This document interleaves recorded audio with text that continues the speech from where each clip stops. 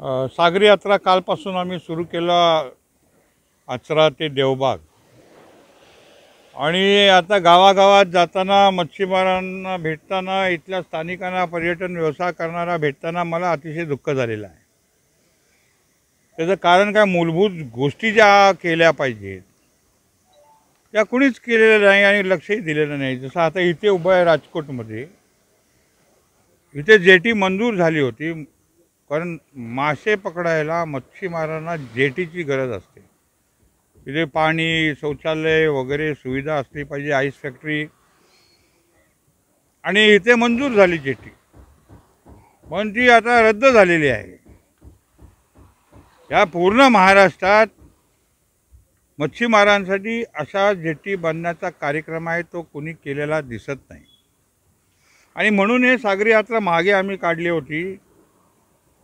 त्यावेळेला अनेक गोष्टी समस्या आल्या होत्या। त्या समस्या, तात्कालीन समस्या म्हणजे फॉरेनच्या बोटी इथे येणं, आक्रमण करणं, या गोष्ट होत्या।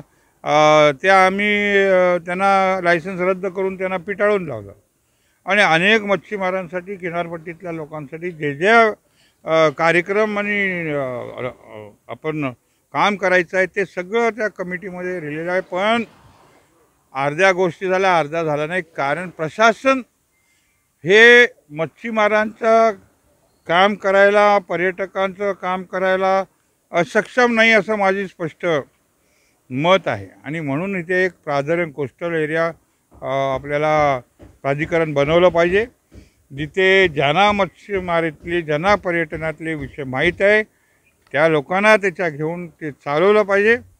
आणि फक्त किनारपट्टीचा विकासासाठी हे एक सेपरेट दालन घडलं पाहिजे, तरच ह्याच्या पुढे काय होऊ शकेल।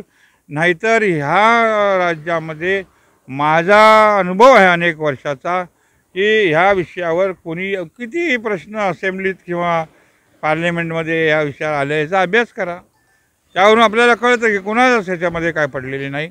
आणि म्हणून इतक्या सुखसुविधा होतं, इतकी टेक्नॉलॉजी वाढली, पण ह्या क्षेत्रासाठी कोणी काय करत नाही हे मी मुख्यमंत्र्यांना जाऊन सांगणार आहे आणि त्यांना विनंती करून ह्या कामं जे आहेत ते तात्काळ आपण केली पाहिजेत, असं आमचे एक प्रयत्न असणार आहे।